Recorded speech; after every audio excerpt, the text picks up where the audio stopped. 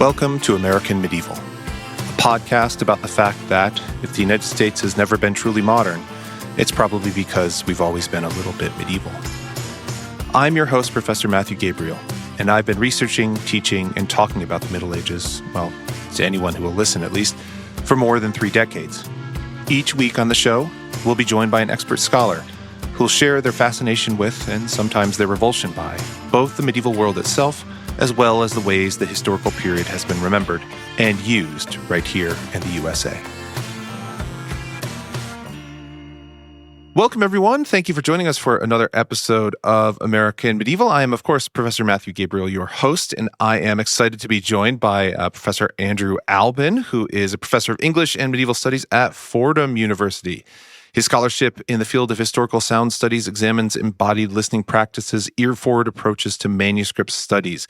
And he's also, in partnership with the Met Cloisters in New York City, in the big city there, facilitating the Fordham Medieval Dramatists, New York City's only dedicated medieval playmaking ensemble. And so I'm looking forward to talking about medieval drama, among many other things. But first of all, welcome, Andrew. Thanks for joining us. Thank you so much. I'm so glad to be here. Yeah, fantastic. Excellent. So before we get to kind of, into the Middle Ages themselves, I want to start off, as I usually do, with, if you'll indulge me, a silly question. Maybe it's not silly. I think it's kind of silly, but it involves time machines. Mm-hmm. So the conceit of this, however, is that we have a single-use time machine. And so single-use meaning there and back. You don't have to stay anywhere, but you get to come back.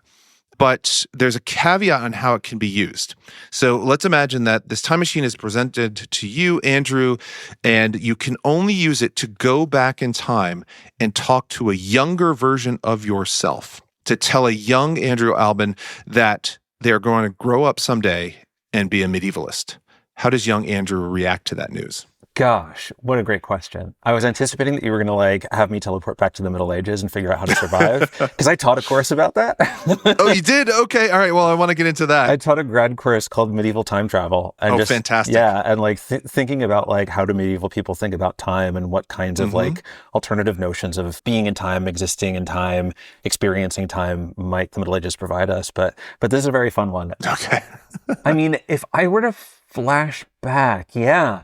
There are 2 possible moments. So one would be, the awkward 13, 14-year-old with his nose in a bunch of fantasy novels. Okay. With friends telling him that you can't read those because they're the books of the devil. And, it's in the D&D satanic panic moment. Oh, yeah. No, I remember that very well. Yeah. And I'd talk to him and be like, yeah, you don't have to worry about anything. You got some cool stuff waiting ahead for you. The only other moment that really comes to mind was the time that I first took a Chaucer course. Oh, okay. When I was an undergrad. And I'd encountered Chaucer only once in my junior year British literature course in high school. And we read Canterbury Tales at the start of it. We actually had a substitute teacher who was, fresh from a local university and coming in and teaching us this stuff. Sure. I remember, I've lost it. It does not exist anymore. And what I would pay to recover it. But I remember for the final project for that unit, redoing a translation of The Pardoner's Tale. Oh, really? Yeah. Okay, ambitious. Yeah. And having a lot of fun with it. Yeah. And I remember the teacher really enjoying it. There might have been some sock puppets involved. There were sock puppets? Okay. But that was the only time I ever encountered Chaucer until I took a full proper Chaucer course at Hopkins during my undergrad. Mm-hmm. And I remember just being utterly enchanted by the material, but it being a kind of one-off. I wasn't expecting to come back to it. Sure. And there's so much that I still hold on to from that undergrad course, which was taught by the wife of my advisor in the English department, Alan Grossman, who is a very, very talented and accomplished poet. And he taught Shakespeare, he taught Yeats, he taught poetry. That was his thing. Mm-hmm. And his wife, who was in the creative writing program, taught medieval because the English department didn't have a medievalist. As I'm sure, many departments, many universities across the country probably they're in a similar situation with one or no medievalists. Yeah. But she was the one that they had available and she taught and was brilliant. It was a really, really fun course. But yeah, at that point, it was just kind of a one-off. And to think that that would be a thing that I come back to and that I'm building my career around, kind of mind-blowing. Yeah. Yeah. I asked this question of all of our guests, and so I've had, I have a small sample size, but a decent sample size now. And it's interesting because it seems to be like those two moments that you mentioned, kind of the awkward teen years, and then some experience with a teacher who kind of opened your eyes to what the Middle Ages are, seem to be kind of common threads there. Yeah. I'm glad you mentioned the Satanic Panic, because I think I've mentioned this kind of on the show before, but I was part of a D&D game like as late elementary, early middle school, which was shut down by one very angry mom during the height of the Satanic Panic because we were all worshiping the devil and stuff like that. Right. Our parents did not believe that, and so it kind of went underground after that, and that's a whole other story entirely. But also, too, like the reality of, as you were mentioning, medieval not being part of kind of K-12 curriculum, and so these kind of quick hits that you might get in Virginia, in history, it's kind of like skipped past like super, super quickly. Like they mentioned the reality of feudalism, which is its own kind of can of worms.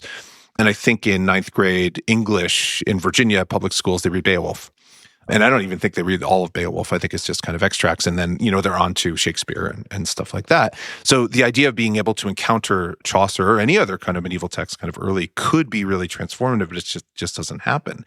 I'm wondering too, like when you got to reread Chaucer kind of later on as an undergraduate, were you thinking kind of back to that high school experience? So like, oh, I remember doing this before, or did it seem kind of new? And I ask this too, because like, I think in my own experience, like my first medieval course, like I could think back to maybe something we talked about in high school, but it all just seemed brand new to me when I got to college.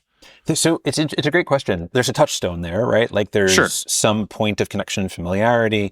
When we encountered it in high school, we were reading it in translation, of course. Yeah. And then when I encountered it in college, we were reading it in the original. Okay. That was the thing that was like mind-blowingly new and novel, right? Was like encountering this form of Middle English that like kind of felt like an English that I knew, but weirdly spelled, weirdly pronounced. Yeah. And the thing that I remember really catching me was the way that words that we still have shifted in reference over time. Oh, yeah. They're all the words that we've lost from Middle English that are like super fun and lots of interesting, cool consonants just jumbled together to create a fun, verb or an adjective that I wish we still had. But what really struck me were words like dangerous or words like nice, right? Which like in Middle English mean very different things than they do now. And you encountered them on the page and you're like, wait, I have to switch off my modern brain and turn on my medieval brain and get really curious about not just what these words mean and do, but like how they meant in the past and how we got from how they meant in the past to how they mean now. And I remember that being a really kind of captivating element of that second encounter that was fresh and new and entrancing in its way. Yeah. Could you talk a little bit more about that too? Because I think like I would assume that like most of our listeners, and I always have to stop myself to say readers because I'm so used to like writing things, but I got to remember this is a podcast. This is an auditory experience. So most of our listeners like have a familiarity in some sense that like, we work in other languages and like languages change and stuff like that. But like I remember teaching, like I taught Julian of Norwich, right? And like it allowed some of my students in one of my classes to encounter that in the original. And like they just seemed flabbergasted that like English was different then. So, when you had that experience, or like maybe now, like kind of in a classroom, when you're kind of on the other side of that kind of podium, if you will, like or seminar table, like how do students kind of react to that? Like how do they work with that kind of similarity, difference, unfamiliarity, familiarity? Yeah, especially just with the English language, for that matter. Yeah. So whenever I can, when I teach medieval literature at the undergrad level, I do everything I can to teach it in the original, and I always do everything I can to teach them pronunciation. And it's hard. They definitely don't all pick it up and fly with it. No, of course, sure. But there is something deeply silly about going around a room and being given permission to try to pronounce this stuff that sort of looks familiar, but we don't worry whether you're getting it right or not. We just worry that you give it a shot and try to play with the rules, but like the effort is more important than the accuracy, because who's going to come back and tell us we did it wrong? We have no recordings from the Middle Ages to tell us that we're doing it right. I mean, we have pretty good evidence that we're doing it pretty right. Yeah. But there's also, it's a neat thing too about Middle English, right? English of this period after the Normans conquer in 1066 up until the emergence of standardized early modern English after something called the Great Vowel Shift, right? Where like there's a big change in English's vowel systems. So this, big period from, say 11th century through 15th century. But there are all these dialect regions, right? Yeah, of course. Yeah. Differences in vocabulary, differences in pronunciation in the north versus in the south versus in Kentish is a very, very different version of English. The Northwest Midlands is a very different version of English. London's English is very different. And so even when you're doing pronunciation with students and they're maybe not getting everything 100% correct, you're also like, yeah, but like they didn't mutually understand one another in England because different dialect regions were different. I think sometimes, medieval literature, medieval history, medieval culture in a classroom setting can sometimes feel a little bit, I don't want to say intimidating, right? Because there's a fascination about it, but it's different. There's a lot to know. There's a lot to know about the difference. Yeah. And there's also a kind of, I think, we're familiar today with the desire to not be wrong. Yep. The desire to not be shown up publicly, to not know the thing. And there's something really, it's like an inoculation against that fear to start the semester. And I try to start the semester in this place with pronunciation, recognizing that like you can make a mistake and I don't care. We don't care. We're just going to do it with enthusiasm and I'll help you, I'll help you figure it out if you're interested to know more, but like we'll figure out the things that are important to know and whether they're correct or incorrect. With this stuff, we're just here to have fun. And, the other thing that I think is really interesting about Middle English as a language and playing with pronunciation is that, right, it's an embodied thing, right? Speaking a language out loud forces you to activate your mouth, your throat, your voice, your lungs, your diaphragm, right? So it's here, it's in your body. It's not just up here in your head. It's not just thoughts swirling around. It's a thing you have to do. It's a thing you have to produce and put into the world. And there's something about the sort of the straddling quality of Middle English, right? It is sort of like I said earlier, right? You look at it on the page, it sort of looks like a weirdly spelled English with a couple of, unfamiliar words thrown in. Yeah. But like, it's not super difficult, especially when you have a well-glossed edition. And yeah, like the pronunciation is a little bit weird and off, but also it sometimes just feels like you're reading English with like a Northern brogue. Yeah. And so there's this, it's both familiar and unfamiliar at the same time, right? Yeah. And I think that is a thing that I find myself coming back to frequently when I'm working on this material with students, is that like the Middle Ages is really interesting as a material to teach with because it refuses to allow you to collapse it down into complete otherness, complete foreignness, right? There's still that through line that connects the Middle Ages to the modern, to our culture. There's still this linguistic thread that we can kind of see connecting us to them. And at the same time, you can't collapse it into complete identity, right? You can't collapse it into they're just the same as us. Yeah. Because clearly they're not.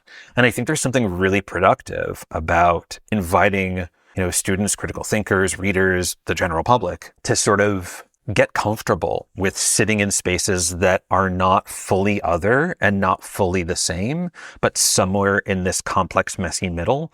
Because I think there's really interesting insights that come from resisting that collapse in either direction. Yeah. First of all, I wanted to just say, like, going back to something you said kind of earlier, like do it with enthusiasm. Like, that's pedagogy right there. Like, that is just like, because students can see through. If you're not interested in the material, they're certainly never going to be interested in the material. And so bring them along with you, I think, is so critically important. And like you were saying, I love what you were saying too, because too often, both kind of the way that I was trained and the way that it's often kind of boiled down for public consumption is we tend to think about the Middle Ages, or really most past periods, but the Middle Ages especially, as either irrevocably different than us in some fundamental way, or like they're just like us, exactly like us.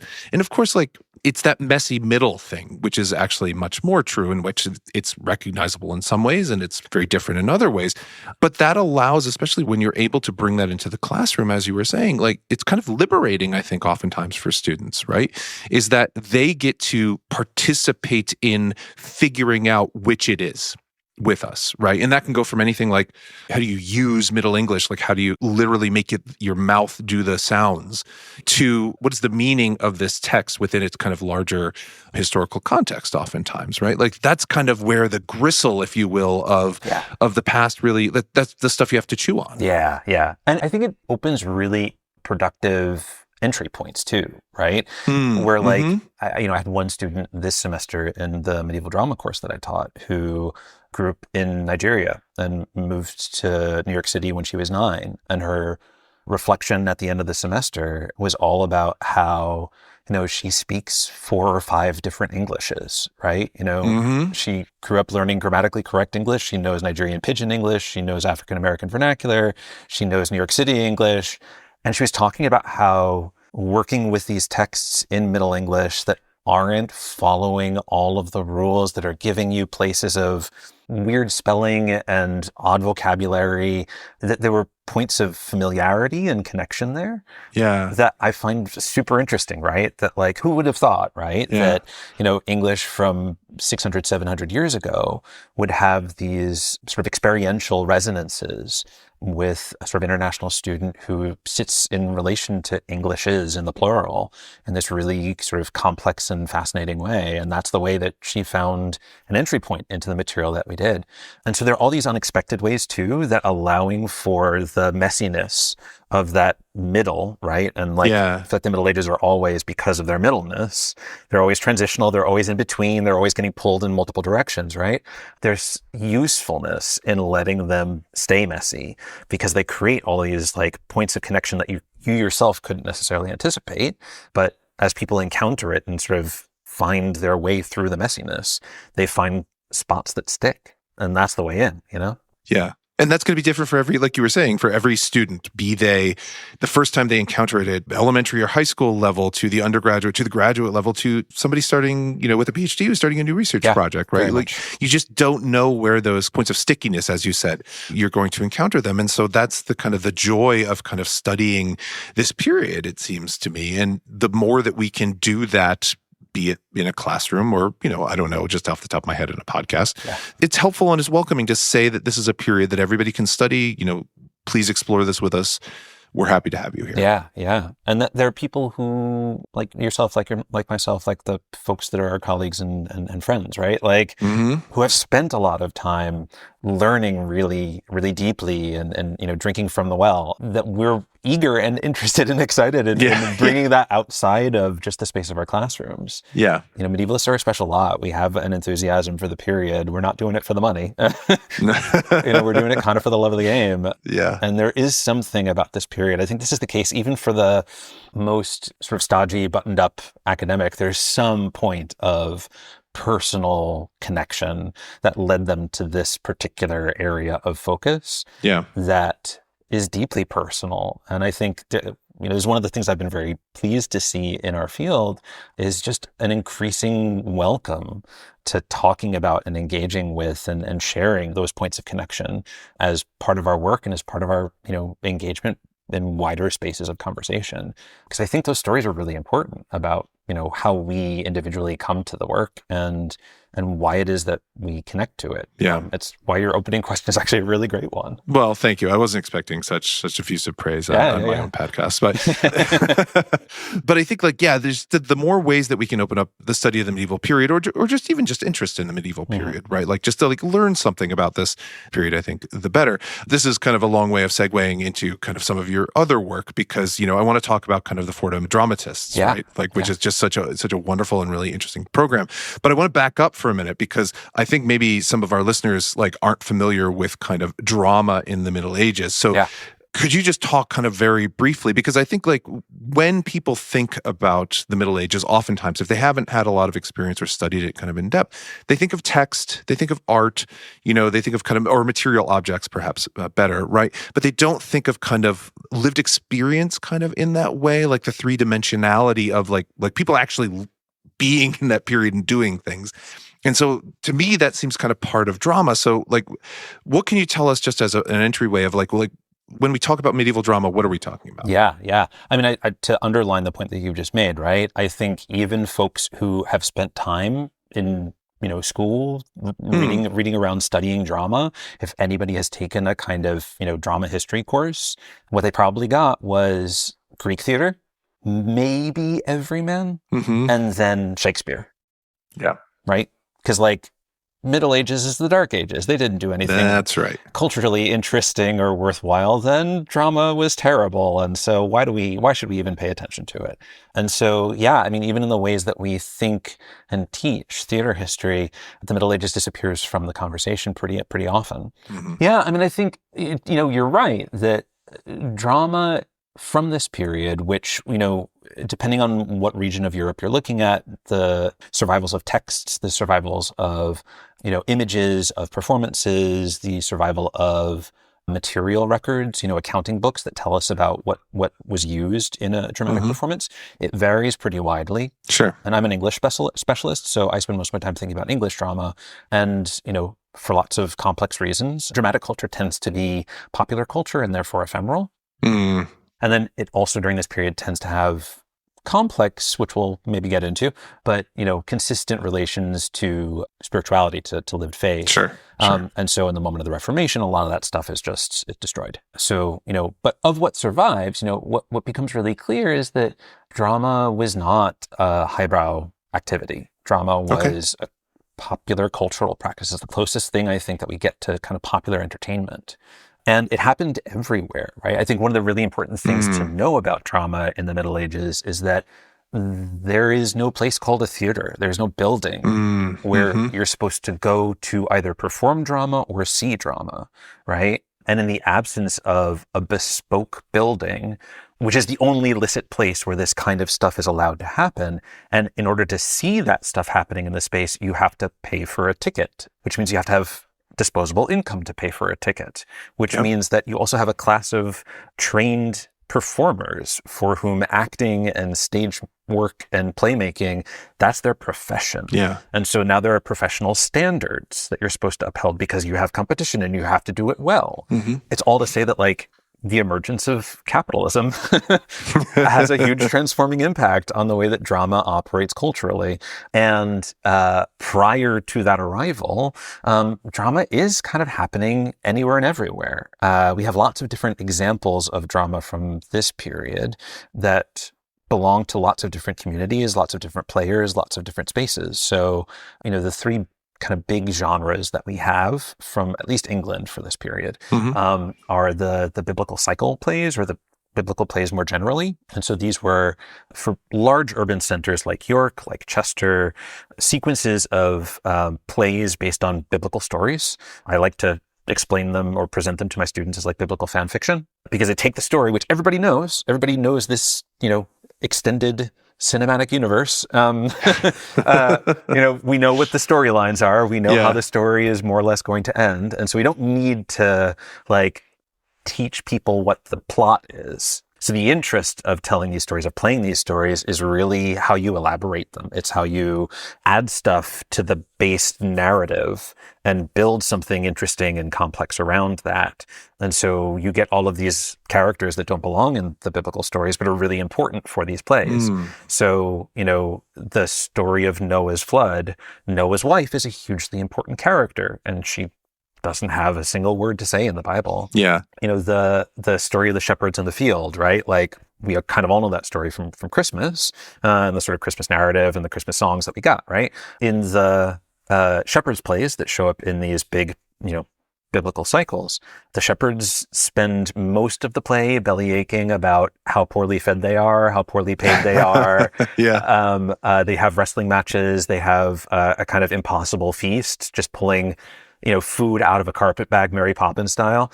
And then finally at the end, the angel shows up and sings a song, and they're like, oh yeah, we have to go to Bethlehem. And they go to Bethlehem and they give their gifts to the Christ child, right? But most of the play is about whatever shtick they've got, and whatever social complaints they have.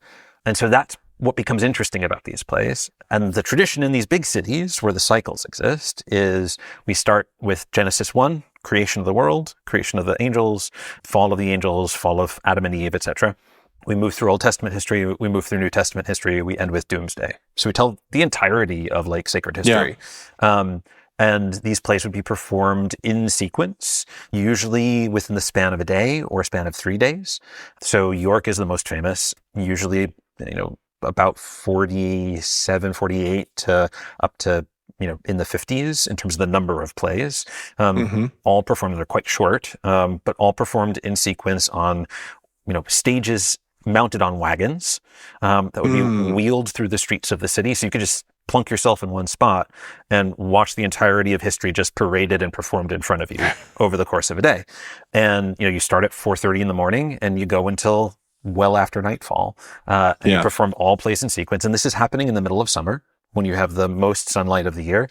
It's happening at a liturgical feast. So there's license to eat and drink and have fun and part of the fun of playing these plays over the course of a long day is getting drunk together and watching the plays go off the rails. So this is one tradition, right? A really important one, really well recorded one.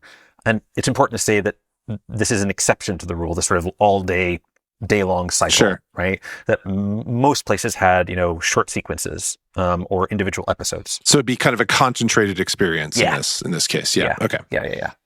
So that's one tradition. Another tradition, another genre, are morality plays, right? And so these are highly allegorical plays where you have personifications of abstract ideas that are parading around on stage, getting into kind of madcap capers, having a lot of fun. And then there's usually a central figure called humankind or mankind or everyman. And he's kind of like trying to figure out, how do I deal with, the vices that are coming, the 7 deadly sins that are coming and trying to get me to do bad, and getting seduced into it, and then having to figure out how to come back, how to repent, how to restore one's virtue. Sometimes the virtues are there and they're helping you out. Sometimes Jesus shows up and Jesus helps you out, So that's another really important genre. And people tend to think about morality plays, particularly because of the name, as being very kind of wagging the finger at you and sort of saying like, this is how you should behave. Like, don't fall into sin, say your prayers and devote yourself to God. And there usually are sermon moments, usually at the beginning or at the end, that sort of tell you, that's probably what you should do. But like the bulk of the play is the fun that the vices are having, right? Like that's what the play is actually about. Because if you're not in a playmaking environment where like you get a ticket, you come at the start of the show, you watch the show from beginning to end, and then you go, you applaud and go home. This is outdoor theater. It's street theater. And so people are just wandering by and stopping in partway through the show. They're not seeing the opening bit. They're seeing it partway through. They're getting caught and drawn into seeing the drama because of all the madcap fun that's happening with the vices. That's actually what the play is about. And so there's, I think, this really interesting perception of, popular culture, or just like culture in general in the Middle Ages, that tends to think about it as very kind of top-down, pious, under the thumb of the church and the thumb of the king, and everything is kind of like dour and, very prayerful and proper, and everybody's having an ecstatic vision, and like, that's just not how it works. They are just as complex and diverse in their tastes and interests as we are. They're as diverse in their like faith lives as we are. Like they had the equivalent of, as in my case, like I grew up Catholic and Jewish on 2 sides of my family, but like primarily Catholic. And, sure, when I'm home for the holidays, maybe I'll go to Christmas services because it'll make my mom happy. But I don't particularly go because I have a deeply lived relationship to the church. And this was also the case for the Middle Ages, right? Sure. Like the reason people came to see this kind of stuff wasn't just to sort of, some people probably did tap into a deep spiritual experience, but I think the vast majority of people are there like, it's fun, it's entertaining. Like, let's see if, Bob the Baker, who was, playing as Herod, on the Herod stage last year, he got drunk and kind of beat somebody up in the audience. Like, let's see if he does it again this year. Like that's kind of what's going on with this material. So I've said 2 kinds: morality plays, biblical plays. The third, the third sort of type that's out there are great hall plays. And these are plays that are built for aristocratic houses, manor houses.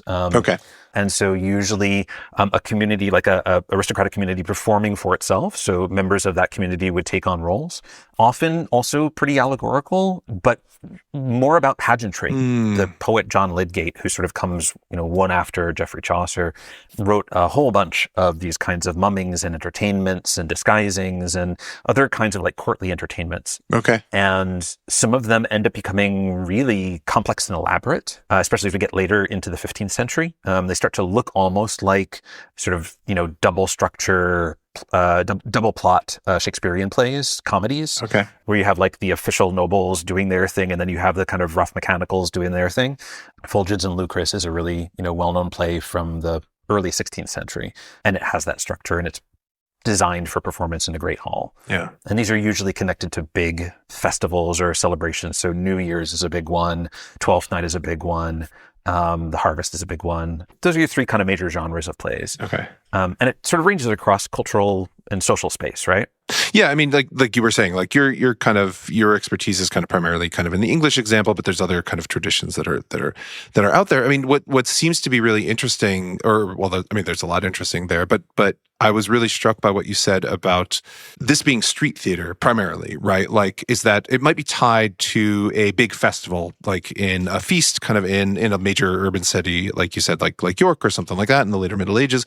But at the same time, like this is happening like on the street. People are wandering by, they're going about their daily chores or something like that, or just visiting the festival because they know that this is going to be there. But then they wander off, they go get a drink, they do something else, they kind of come back or something like that. So I'm curious too, does it become kind of more regularized? Because I'm not as familiar with kind of the hall plays that you were talking about. And those seem like kind of more what I would think about when I'm thinking about kind of theater nowadays is like it takes place kind of in a private space that is only meant for a certain type of audience. Whereas like street theater, these other things are going to be much more open to kind of any segment of society that's participating in this festival, which was, as we know, in the later Middle Ages, was every segment of society, right? So what's the connection there? Like, is there a link between these three types of plays? I guess that's the question I'm asking. Yeah. Yeah. So, I think the link there has to do with what happens when you build drama and train actors outside of the system of professionalization, right? The spaces that great hall drama happen in are the same spaces where feasts are happening, and usually they're happening at the same time as a feast, right? So like Folgerton and Lucas, which I mentioned earlier, is very clearly written to be performed in the middle of a big social gathering. Okay. There are these two characters who just have the names A and B, right? They don't have names. They're just meant to be like placeholder. Mm-hmm. And they're meant to be characters who are, in a sense, playing themselves, and they kind of like emerge from the hustle and bustle of the sort of feasting environment and start speaking lines, and maybe the people who are in their immediate vicinity sort of catch wind and sort of quiet down, and then maybe other folks around notice, oh, there's something weird happening over there, we should pay attention, and they start quieting down. But they're emerging from the social texture of the moment. Okay. Right? And so they're using the space of the, courtly entertainment, the festival, the feast, as an element, as a material that they're working with, that they're weaving into the performance that they have scripted and built for themselves. So it's really about this kind of, and that's exactly the same thing that's happening in the space of like the street festival, right? It's the same idea, it's the same principle, right? You have this kind of surrounding festive environment, celebrating for the cycle plays the Feast of Corpus Christi, right? The sort of Eucharist that is the, central symbol of Christian community. And so, you're having this sort of religious celebration, this religious festival, and then the plays are kind of in dialogue with that, emerging from that, sometimes kind of competing with that. Yeah. It's why, the way that these plays are built is they do not especially care about like psychological complexity. We're not doing like deep character studies here. These are types, right? Yeah. They're readily recognizable types because when you're performing in socially bustling environments, the thing that's going to grab an audience's attention is something over the top. Yeah. Spectacle is what these plays are really all about. And sometimes spectacle at the expense of something like plot or character, right? We, 2 summers ago, there was a big festival in Toronto where we did that, 48 play York cycle in the span of a day. 17 companies from across North America kind of got a couple of segments across the play cycle, rehearsed separately, and then, arrived in Toronto, and then in 2 days, strung it all together, performed it from 6:30 in the morning until 12:30 at night. Yeah. Massively like intense and transformative experience. But one of the plays that we were working on, which is the 5 days of creation before Adam and Eve, it's literally just like God monologuing. And there's one character. It's just God doing a big long speech and saying, and thus I create this, and thus I create this, and I am so pleased. And that play is all spectacle, right? There's no interest in character because it's just God saying, I've created this, I've created this. the thing that's interesting about that play is like, how are you going to create light and darkness, right? How are you going to make the trees suddenly appear when God creates the trees and the grass and the herbs, right? How are you going to create the stars in the sky and set the planets in rotation? Yeah. Right. And that's the spectacle that this stuff is really like committed to. And it's not that different when it comes to the great hall plays. They're as invested in spectacle, as invested in like lowbrow humor, juxtaposed with like very elevated concepts, as any of the morality plays, which do precisely that, right? They take sort of big ethical, theological ideas and then have a dance party in the midst of the show, right? Yeah. Or like pull out these sort of like spectacular demon characters with firecrackers hanging out of their ass. You know, like this is what they do. This, you know, it's this, you know, kind of remarkable. And for our modern like media entertainment tastes, it feels very like difficult to place. It's very hard to put a pin in what this thing is.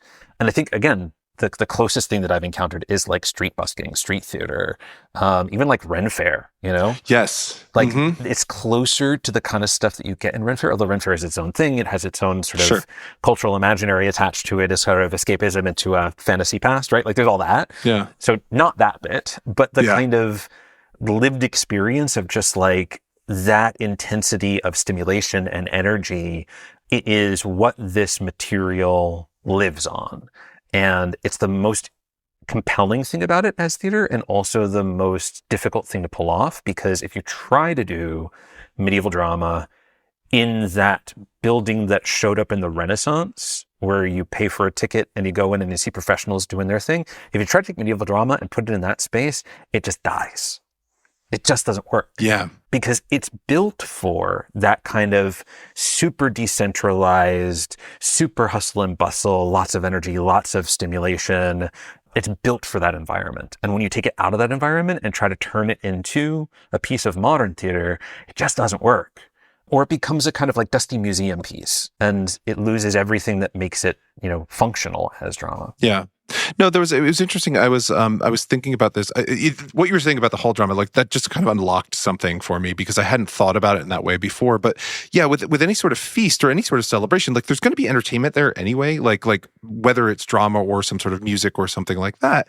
Like, and oftentimes, as you were saying, like sources can be very thin sometimes, you know, and we're dealing with this, especially for kind of the earlier medieval period or something like that. But like, we know that's kind of something was kind of going on. And so that emerging kind of out of that, it's just, it's playing with that, maybe developing it in a different way, but in a really interesting way. You know, and I was thinking about this too recently at, here at Virginia Tech. There was a performance of Beowulf, which was sung kind of in the original language, and it was, you know, it was really interesting, but it was done on a modern stage, and like, I really liked it, but everybody I went with, and I dragged like everybody I knew kind of to it, like they were just like, what was that? And it was like, and I was trying to explain that almost exactly what you were saying is like you got to imagine, like, if this was performed, like it would be performed in a very different setting in which there's lots of other things going on, and the performer is doing different things than sitting on a stage, you know, and kind of singing it towards us, which was interesting in its own way. But again, kind of that engagement with the audience, in which they are almost kind of a part of the audience in some ways, as you're describing, I think is really interesting, and how it really detracts from that and really separates it too, which I think is one of those things that medievalists kind of think about, but maybe other people don't, from kind of Roman and Greek theater. Yeah. Which, as you said, you went to a bespoke thing, many of which still exist, you know, in, you know, ruined form, kind of all across Europe. But, you know, this isn't that. It's doing something very different. Mm-hmm. Yeah. Yeah. Very much so.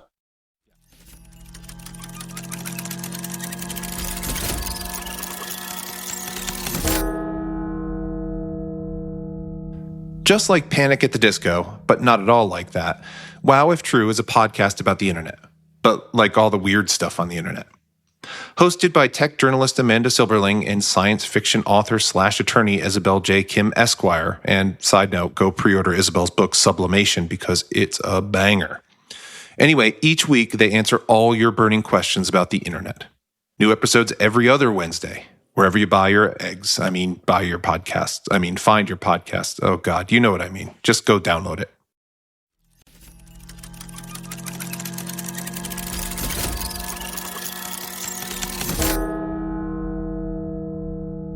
But this also kind of brings us to kind of the other part that I would love to talk or love to learn a little bit more about is like your work with actually performing these things now. Like you mentioned this, like this big kind of theater festival and stuff like that, but then you work kind of with the cloisters. So could you talk just a little bit about that partnership, the kind of that group, and because there was just, as we're recording this here in May, a performance that you put on with some of your students. So Indeed, could you talk a little bit more about that? Yeah, so I, for now, this is the 11th year of its existence. Okay, which great.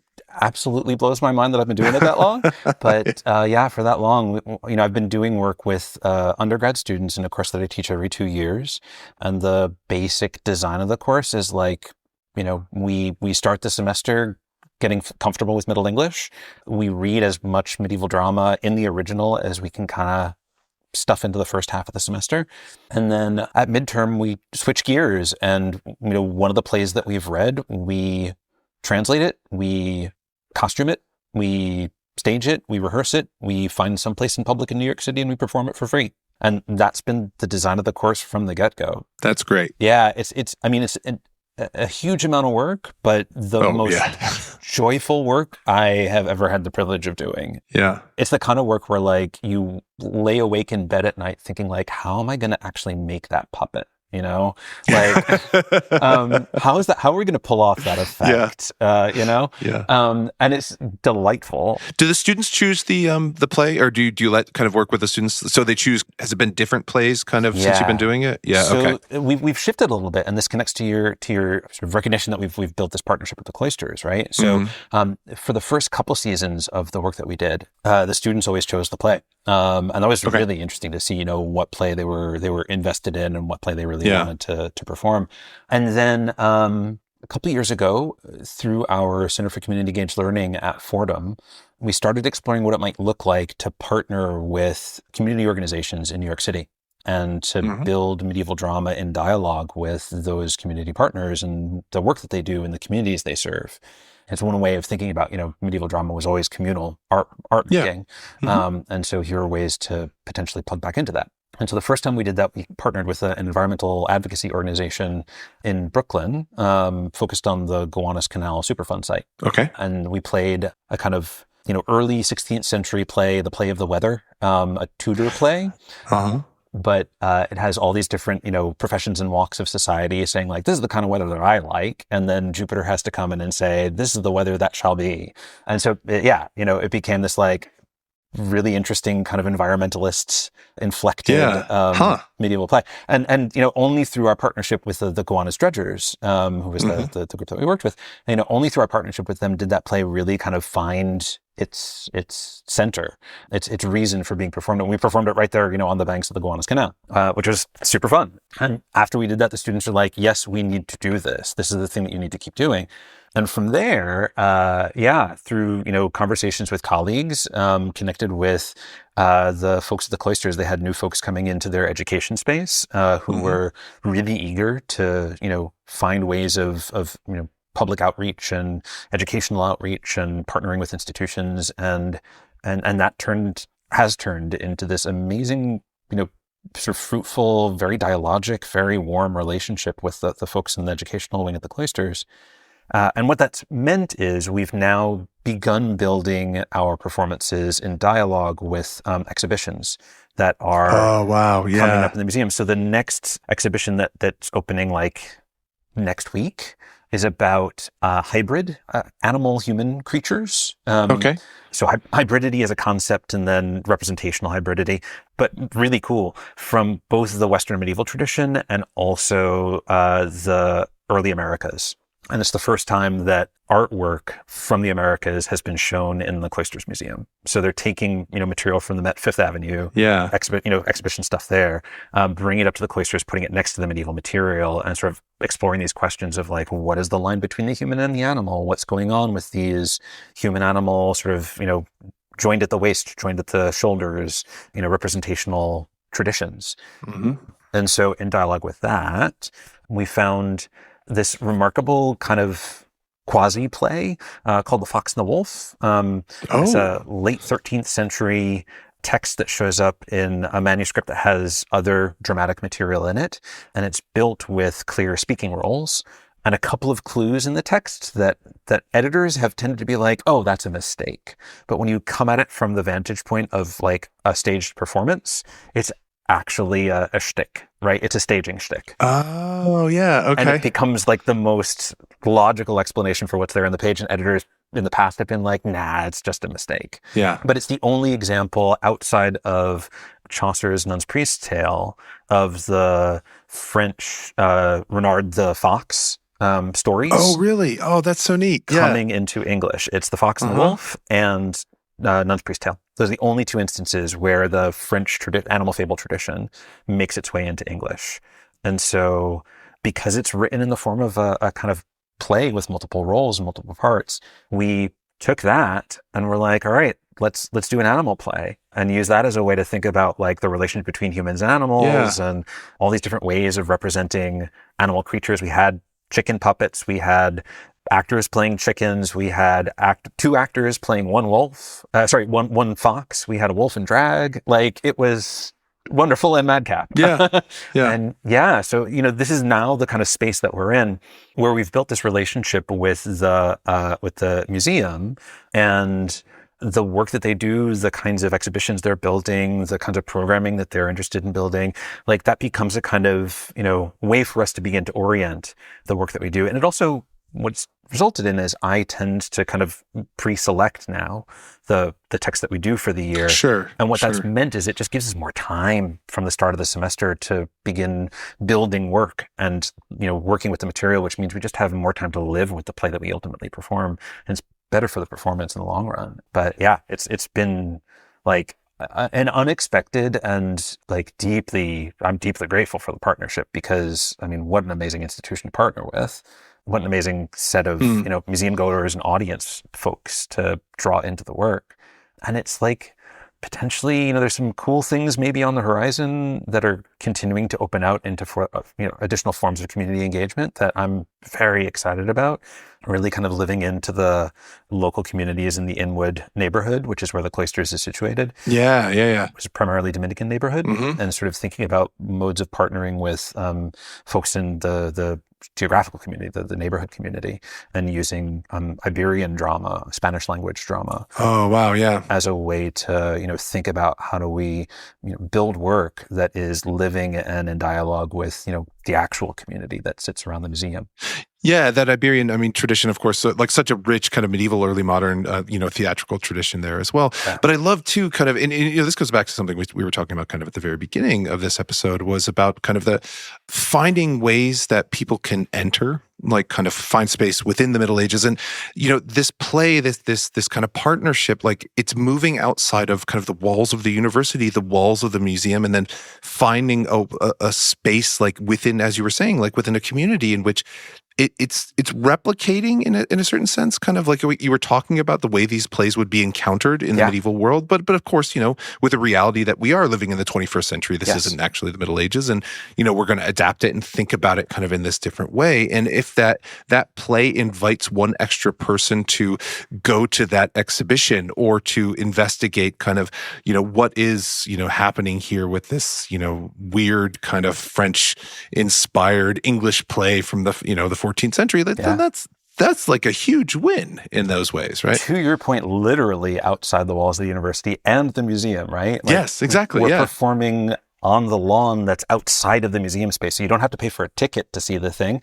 And it's in public space, right? So as we're performing, it always happens that like folks who are just wandering past get pulled in. And they're not going to see the whole thing, right? Because they weren't there at the start of the play, but they're popping in halfway through just sort of see the thing that's unfolding in front of them.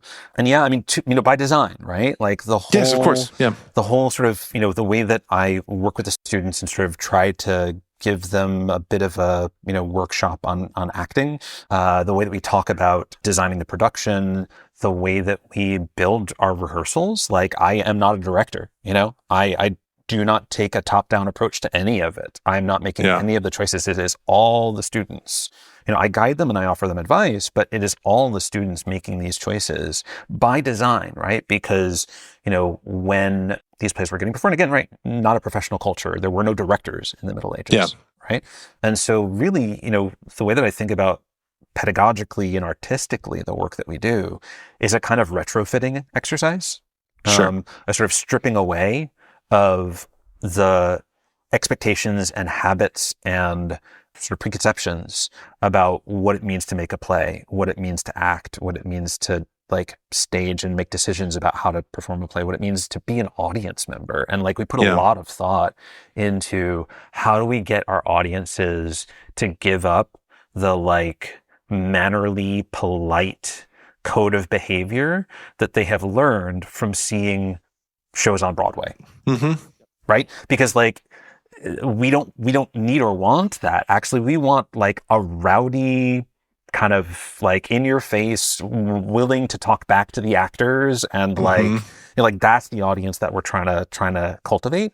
And the way that I think about this is like it's in some ways it's kind of like a rehearsal for forms of like liberation, right? Like if you think about what the experience is of going to see a show in the movie theater or in the professional theater, right? Like, what are you doing? You're walking through a set of, you've paid $200 for the privilege of walking through a set of doors, sitting in a tiny seat, not being allowed to experience yourself in your body, just having to disappear into your outside viewer eye and ear, watching this thing unfold in a magical world that you cannot enter, being excoriated if you dare have a bodily reaction like a cough, or having to unwrap a candy, or talking to your seat partner, right? Yeah. Like, and then at the end of it, the house lights come up and we applaud and we walk out and we go home, right? Like in many ways, you have just been like locked in a space and told you don't have a body for a period of 2 hours.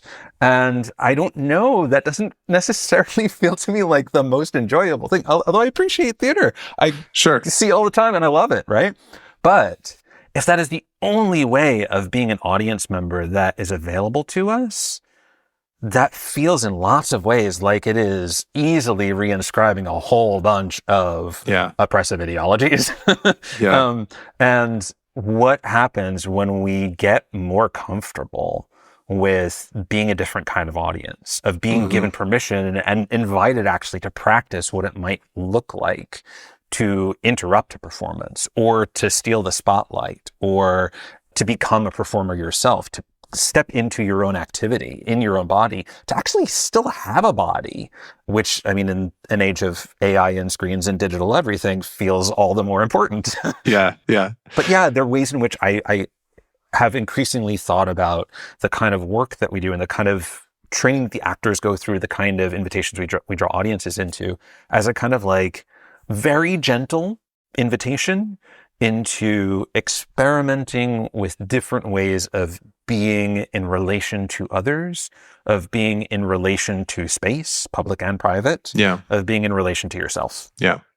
Yeah, and just being like you were saying, like, first of all, I want to say, like, I don't think either of us are saying, like, please do not go out and heckle the Broadway actors. Indeed. Indeed. Yeah, but at the same time, like, understanding, like, through this type of activity, because so some of our listeners, if you're not familiar with the Cloisters, or if you're not familiar with the Met, like the way that Andrew is describing kind of where this is performed, like the Met is in the northern part of Manhattan, like it's surrounded by this kind of beautiful park, and then there's a neighborhood, right? Like, so like, in this public space, you will get lots of people that will kind of encounter it maybe accidentally. And, some people will seek it out because they'll know what's happening and stuff like that.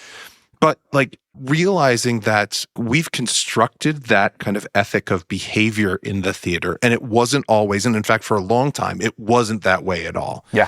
That's a way, I think, a really, like you were saying, like that's a really nice way of putting it. Like it's liberatory to understand that we did things differently then, and we can ask the question, and we should ask the question. And that's what studying the past ultimately, I think, is really wonderful for, is like, we didn't live like this and we live like this now. Do we need to continue to live like this, or can we imagine something better? Something different that kind of fits our own experience today? And I think, to circle back to a point that we talked about a little bit earlier around the kind of messy middleness of the medieval, one thing that I find so compelling about medieval drama, because like you could do a similar kind of thing with like world drama or with classical drama, right? Like these are dramatic texts that are built from a different cultural dispensation, right? Different cultural state, And it operates according to a completely different set of principles. And you could do a similar kind of thing where like you take that work and you try to invite actors and audiences into a space that opens up a kind of experiential touchstone of what it might have felt like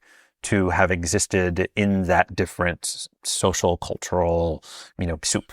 Yeah. What I find so compelling about the medieval material, right, is that it's in that space where it is still familiar and contiguous with who we are, but also kind of weird and different. I'll say two quick things about that. So one, it very commonly happens when you take medieval drama and you perform it in quote unquote public spaces, whether you're rehearsing or performing, that folks don't know what to do with you and the police show up.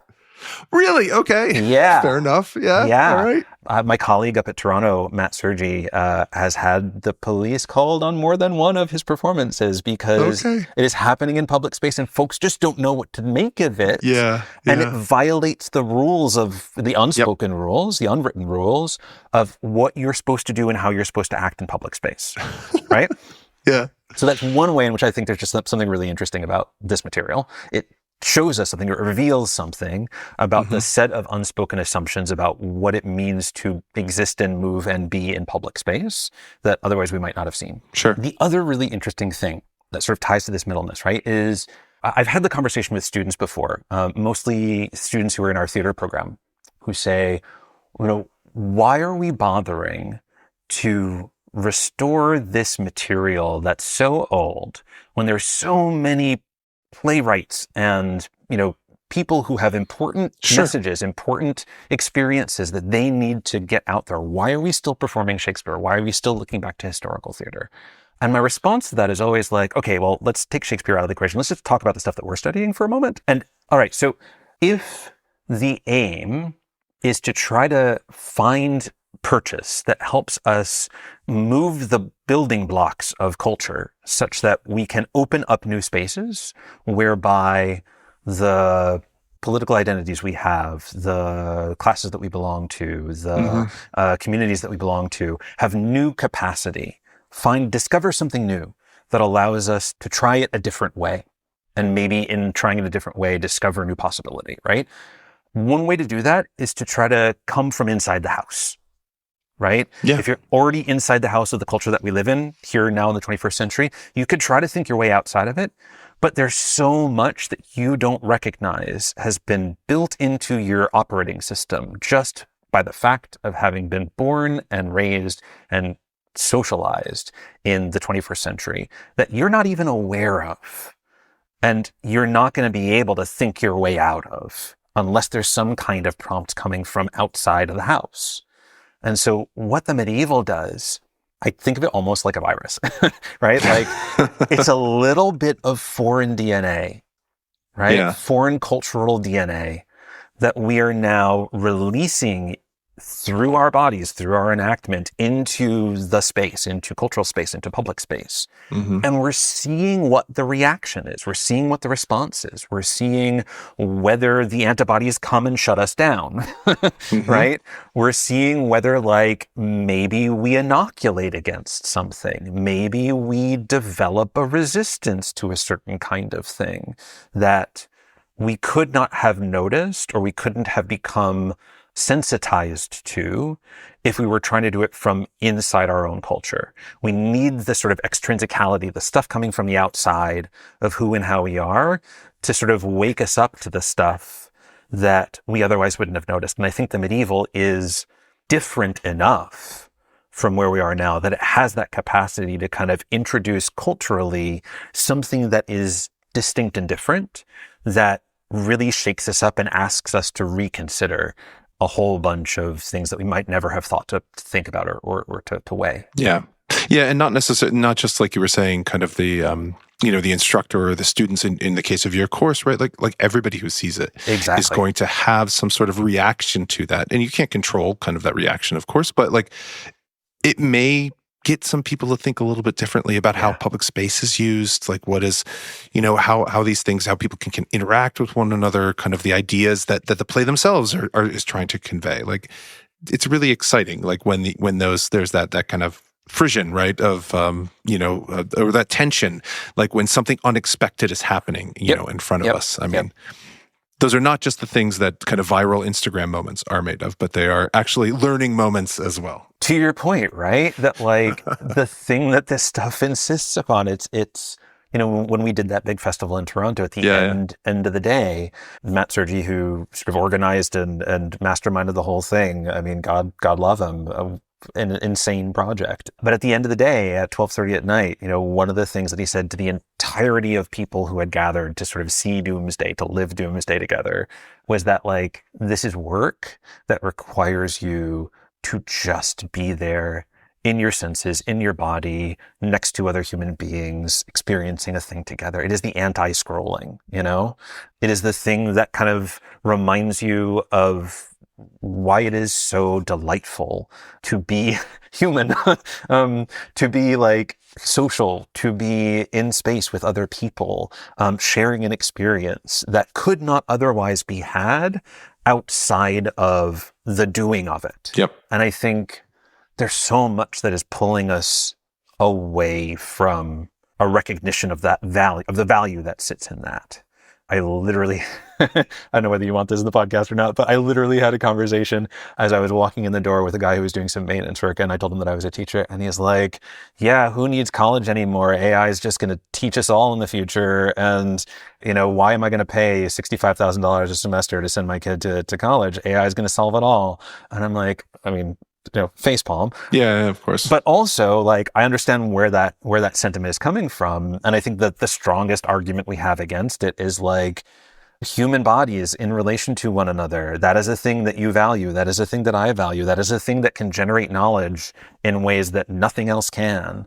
And the more that we commit to that as a thing that we're doing with each other, with our students, with our colleagues, I don't know. I think that it's only for the good of the work that we are committed to. Yeah. Yeah. And I mean, knowledge creation is impossible without conversation. Yeah. And real conversation is impossible without human beings. Yeah. So, yeah.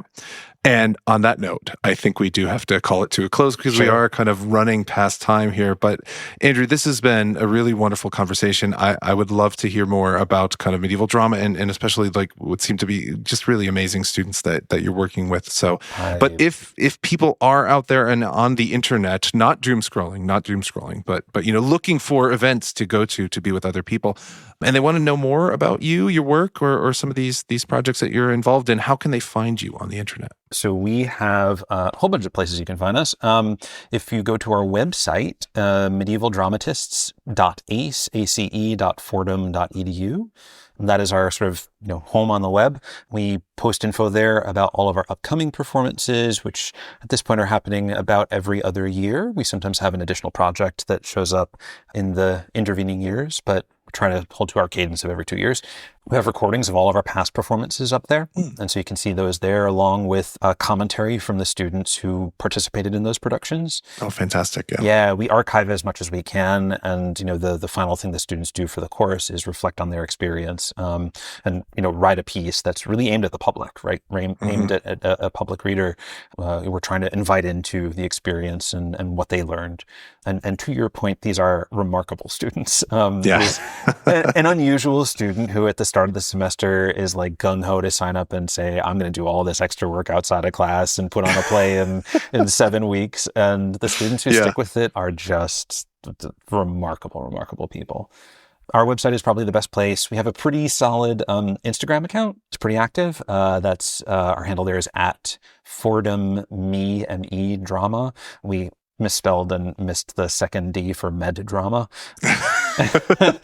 But Fordham Me Drama is the Instagram account, and that tends to be our most active space for sharing info on upcoming performances, performance locations, other kinds of events that are happening. So fantastic. Well, I'm sure people will. Well, I hope people will rush out and at least watch some of the videos of past performances and think about kind of public space and performance and kind of going forward. And if you're in New York, obviously go visit the Met too. I'll just put in my plug there. Yeah. You absolutely need to go see the cloisters if you have not before. Can I put out a quick plug of course. One other spot? Please do. If you are in Canada, if you are Toronto based, look up PLS, Populi Ludique Societas.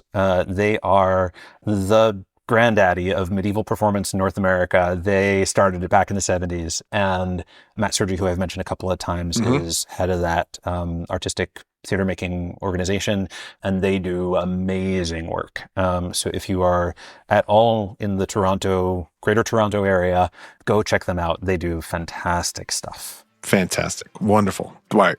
Well, all right. We are actually out of time now, so we do have to go. But Andrew, thank you again for joining us on this episode. This has been a really great conversation. Thank you. This has been delightful. All right, everybody. Thank you again for joining us on this episode of American Medieval. We hope you have enjoyed things. Please make sure that you visit the show's website to look for past episodes. Check out our Patreon. Maybe you can become a supporter of the show. And hopefully we'll see you again next week for another exciting episode. Until then, be good. Or don't. I'm not your mom. All right, take care. Bye-bye. Thanks for listening to this episode of American Medieval, a proud member of the Multitude Podcast Collective. I'm your host, Professor Matthew Gabriel, and this episode was edited by Julia Schiaffini.